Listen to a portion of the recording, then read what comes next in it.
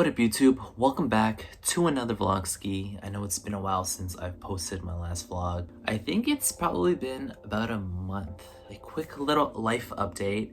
I'm currently here in Japan and I have made the transition, the move to live here.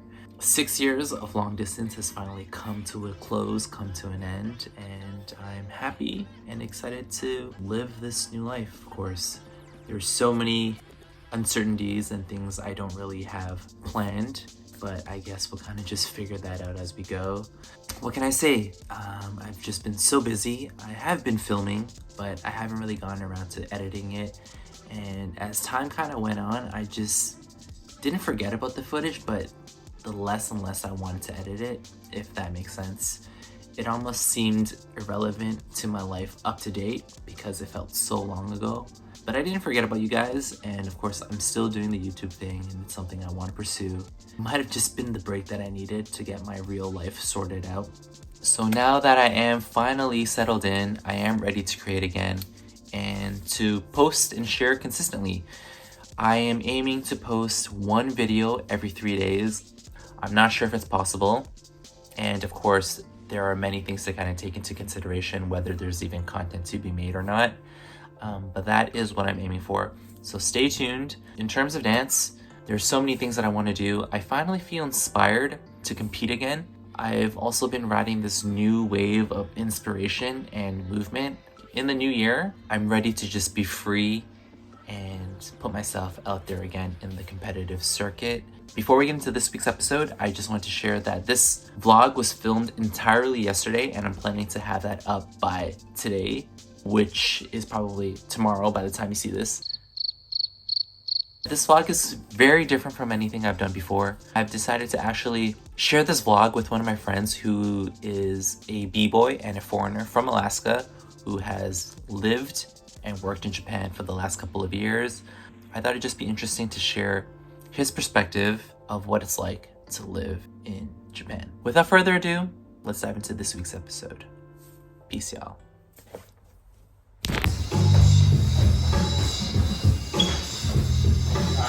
Vlogging, everybody, let's try harder.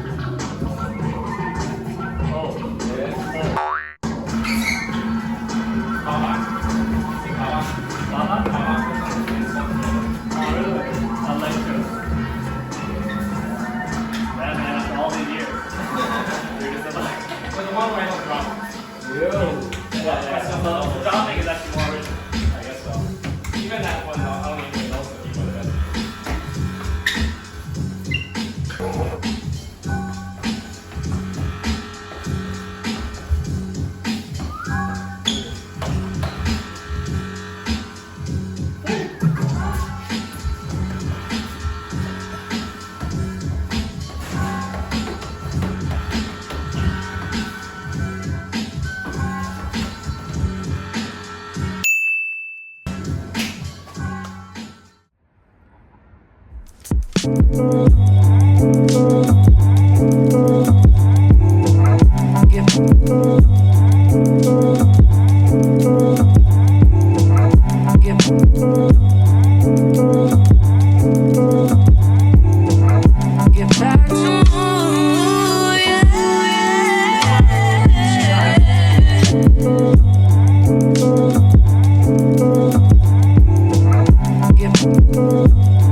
up, YouTube? Welcome back to another vlogski.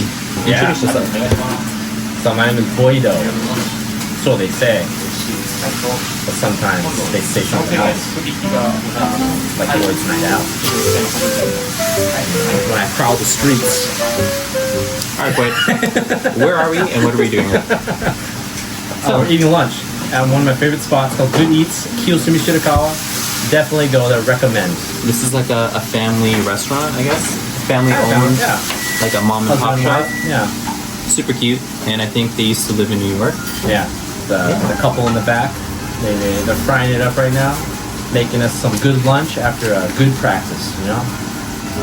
Yeah, you're a natural, man. Thanks, man. Yeah, so I don't know. I thought it'd be interesting for me to, I guess, introduce my friend Boyd to the vlog. He is a foreigner like myself, living in Japan, but he actually works here, and he works a regular job, not a full-time b-boy, not like me, so... I'm an average Joe, living in Japan, doing my thing, you know? Not much I can say to glam it up, but you know, if you're curious about it, I can tell you. Ask away. Cool, but first we're gonna have some lunch. Can you zoom up on the lips slurping it? Oh yeah. You get some of that? Alright, Lucas, taste this.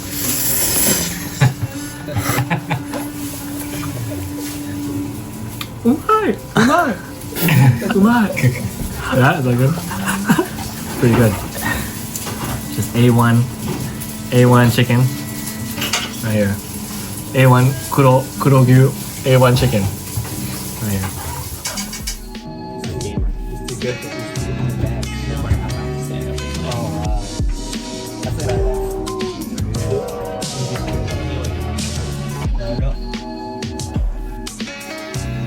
So what we got here? We got the Good Eats, the Satoshi Napolitan, the special. It's a his own personal recipe made by the husband here. It's delicious. Recommend. It's kind of like a traditional style Napolitan. Okay. Spaghetti. Alright, do a taste test. Okay, let's try it. Put that in your mouth, Boyd. Got some nice mushrooms here. We got the sausages. Yeah, show me how you eat that Try to sausage. get everything in one bite. Get some tomato too. I'll do Tabasco later. You know, I'm gonna do a flavor switch later.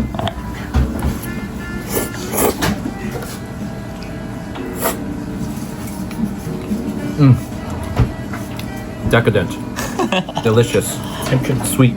Aww. Sweet, but salty sweet mixture. Flavor in your mouth. Flavor party. Flavor banger. I don't know what I'm saying anymore.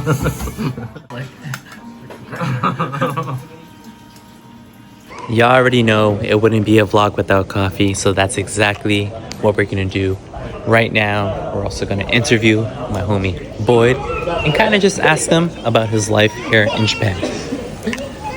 All right, Boyd, What's up, man? what do you do for work here in Japan? I program. I'm a software engineer, basically. They call it IT a lot in Japan. Oh yeah. Yeah. So what is life like living and working in Japan? Is it true that there is no work-life balance? I think there's a work-life balance if you are in the right place. It depends on the place you're at, but I've kind of been through the salaryman. Maybe I shouldn't say that too loud. I've kind of been through the, the traditional lifestyle. I worked at like a company in Akihabara, which is like a big electronic place. But And when you did work for that company, was it difficult? I think the company itself is a place in Japan. There's more places that are prioritizing balancing your work life with like your family and stuff like that. Now. Yeah, they're trying to reduce overtime work. Okay. Historically, it's like average that people would stay until like the boss leaves the office. And that's actually a real thing. Yeah, that is a real thing. People would stay. Wow. But they often like literally didn't have any work to do. and they would just kind of just be tapping away at a keyboard. Just or staying. yeah. And now when they are staying, I guess until the boss stays or leaves, Yeah. are they getting paid overtime for that work? Usually no. Yeah, a lot of them don't have that. No yeah. way. So they're just staying there. Yeah. Even in my place, my company, in Japanese, is called Minashi Zangyodai, which is like a pre-set amount of hours in your contract that are not going to be accounted for if you work over 8 hours in the day. Wow, that is totally a Japanese thing. I didn't Yeah. even know that was something. Yeah. That is crazy. I feel like so many people, like foreigners especially, who Yeah. see this are going to be so triggered, you know? It's like, I'm not going to work like a minute past the time I'm getting paid. Like, Yeah. that's insane. Yeah, I did that for my first job. Yeah. Yeah. And it was basically like the pandemic and stuff. The job was work-life balance style enough that they were like, okay, let everybody can work from home because a pandemic's happening. And that started my remote life kind of work style. And when I experienced that, I was like, oh, no way I'm going back to the office. And so Yeah. that's when the company they were trying to start pull people back to the office. I'm like, oh, I'm just going to go to another company that is remote first. And that's what I'm doing right now. And it's a lot better. Wow. Okay. And when you did quit your other job, were you able to use your previous job as reference? Because I heard that if you do quit your job and leave, you're not actually allowed to use that previous job as like work experience on your resume. No, you can do that. You can yeah, still that's do it? fine. Okay. Yeah, yeah. It's not like a taboo to quit. The other thing too is like I've heard that you can hire companies to do the quitting for you. Yeah, I've heard of that too. That is insane. There's just like so many cultural things about Japan that is like so unheard of, you know, like you never think to even hire someone to help you quit so that you wouldn't have to face like, I guess, the embarrassment of like quitting and all like the guilt and shame that the company might give you. Someone does it for you. I don't know. Yeah, I guess my recommendation is that if you are to work at these places, there's kind of like a balance you take if you live in Japan long term.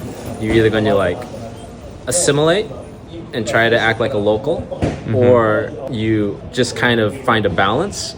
Sure, you understand the culture and you respect everything, but I feel like in a way it's hard to throw away the things that are deeply rooted as part of your upbringing. So when I go to these companies, I try to not like act like I'm one of them. You know, I try to find my own balance that I'm comfortable with, and I express to people around me. You know, Yeah, you're still a foreigner, Yeah. but yeah, at the end of the day. yeah. I don't know what else I would want to add on that. Okay, well, with that being said, it's coffee time.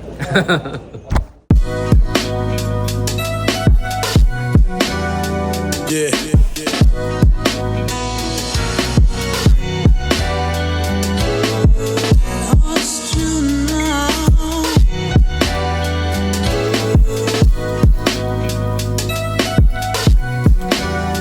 Yeah.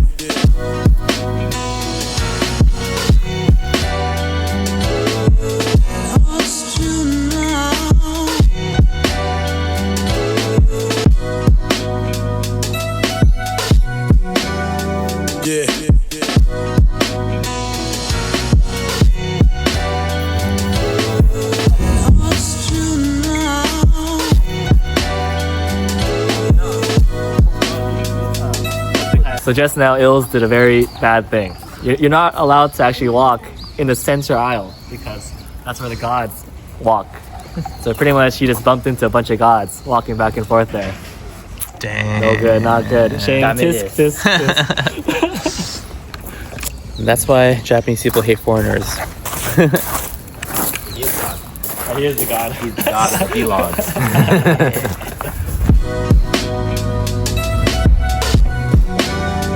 Yeah.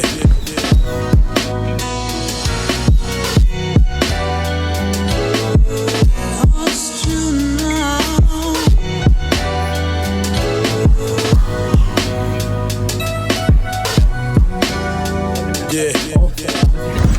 All right, so obviously I am a foreigner here in Japan. I'm engaged, but what is dating like for a foreigner here in Japan, especially for you, Boyd? I guess because you also work here. I have to say that because like also I met Ami through Breaking, so that was like an easy segue, you know, into our relationship, I guess, because we had something in common. But like, yeah, what's dating like in Japan? It's I mean, I'm in my 30s, so I think it's kind of a big difference asking someone in their 20s who's actively dating versus someone in their 30s. So I think in your 30s, it's kind of shitty. Yeah. I mean, I've only done like app But dating stuff. why do you say it's like kind of shitty though? Is it just like harder? Like the pool is Maybe a lot not. smaller? No, it's not shitty. No, it's not Okay. shitty. It's just kind of different. because people are prioritizing a lot of different things later in age, and you're Right. still in the dating scene versus in your 20s or whatever. So you mean like I guess they want more of People a more- committed Yeah, relationship, yeah. like it's which like is kind of like not a Japan specific thing, I feel like. yeah, I guess yeah. People in their 30s are probably looking for Yeah. something more serious and they want to settle down. Yeah, I guess how it is like, if it's more related to Japan, is that I do speak Japanese. Very well. He's pretty much Japanese. Yeah. I won't say like it's like that exactly, but even though I have like really good at it. I have a fairly proficient level in speaking, and I've lived here a long time, so I understand a lot of cultural aspects. But I tend to prefer less pure Japanese types of people to date, if that makes sense. Oh. I found myself that I prefer more internationally oriented people, despite living in Japan. Wow, you know what? That actually I'm caught off guard and a little bit surprised. I totally judging, since you are kind of like a white male. And he's also mixed, actually. Tell them what you are. They'll never be able to guess this. This is insane. I'm half white on my mom's side and half Chinese Thai on the other half. Yeah. But it's more culturally Thai background. This guy actually cooks Thai food at home.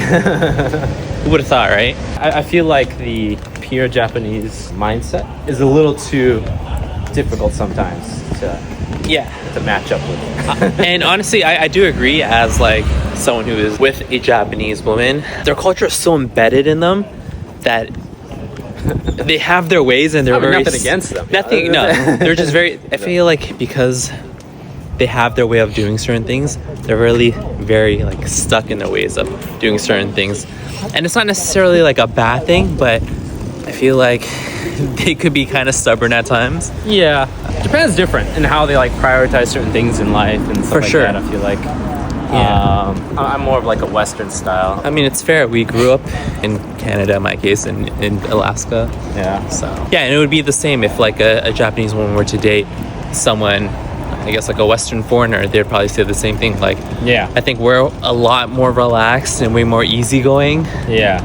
whereas they're very strict and by the rules, by the books, and the rules don't really bend, Yeah. to say the least. There's a lot of stuff, like I think a lot of couples are made and they match up because people like the aesthetic of being with somebody of a different culture and stuff like that. Yeah. I think there's a lot of attractive stuff to that, but when you get serious, you're going to get deep into each other's mindsets, your values, Yes. and your culture. Yes. And then you're gonna find a lot of things that A lot of don't quite match, challenges. a lot of challenges. Yeah. And that's just another aspect you got to work through in the relationship. So if you find someone that is understanding and like you would be able to work through all that stuff, then that's definitely a great thing. But I find like if someone's already international, you can kind of work through that stuff easier. Yeah. All right. Now, last question in terms of dating and relationships. Would you say Japanese girls like foreign men? Yeah, I think so. Yeah. In the same way that foreign men like want a Japanese girl. So you got Asian. There's a terminology they call them gaijin hunter, which is a hunter of gaijins. Oh, and I guess for us it'd be that's like, kind of an extreme. and I guess we'd be like Asian fever, right? Or yellow fever. That's what they call like yeah, foreigners or whatever who want Asian girls. yeah. But this is kind of like a New term, gaijin hunter. Yeah, it's a specific type of person Yeah. that. It's probably not a good thing that. It's all good, man. This is like just the reality of what things are, you know? And yeah.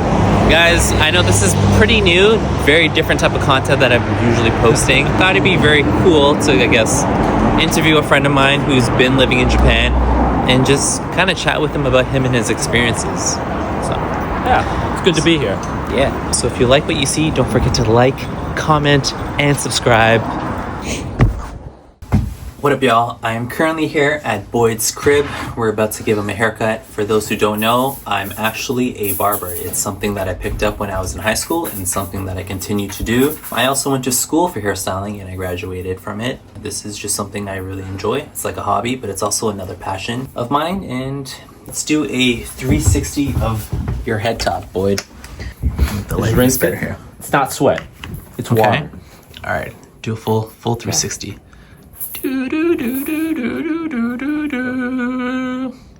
Alright, hopefully we can fix him up, make him look whole lot better than what he looks like now. Maybe he'll actually end up getting a girlfriend after this haircut, so.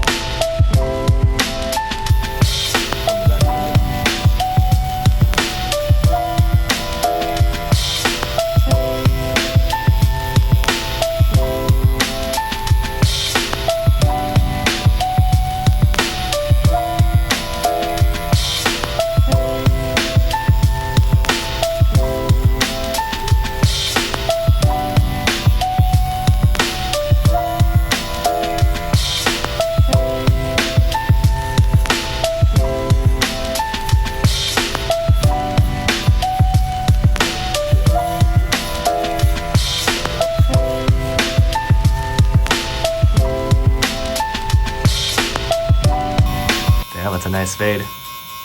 That's a nice taper, right? Is that what to say?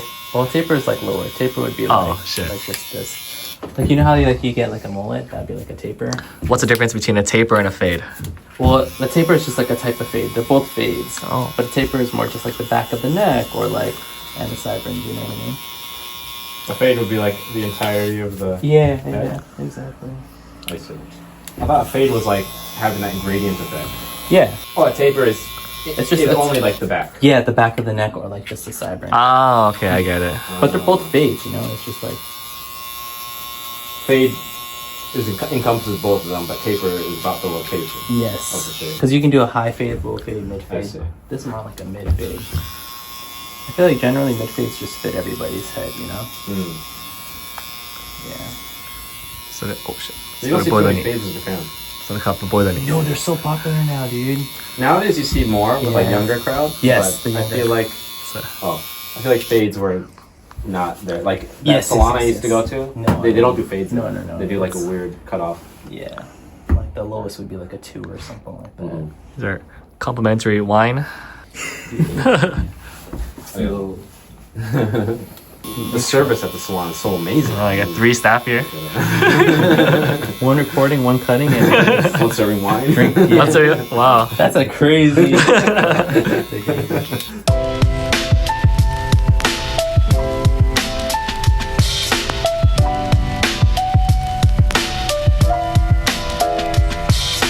It looks way better than me or Matt's cuts.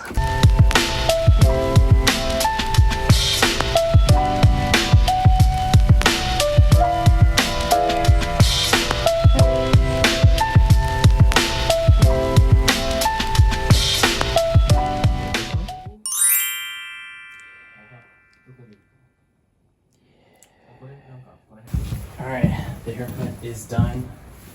A little bit of alcohol action. This might burn. So bad? No, not bad. Bad job? Yeah. Do you feel a little? No. I mean, I'd only feel that if it was like a cut, right? No, not necessarily. I see. Your whole head's bleeding. Cool, man. I felt a little bit here. Yeah, usually the place to do your shape. Oh yeah, dude, you look good, man. I haven't even seen it yet, but Just I know just- it's good. I'm just hyping you up. Actually, you know what? Let's drink some of this thanks, one. man. Sir. Yeah, the service is everything. Well, yours is wine. It's tools. So- It's been aged and oxidized for weeks. If you ever get a chance, get a haircut from this guy. Recommend. Recommend you. Professional. All right, turn.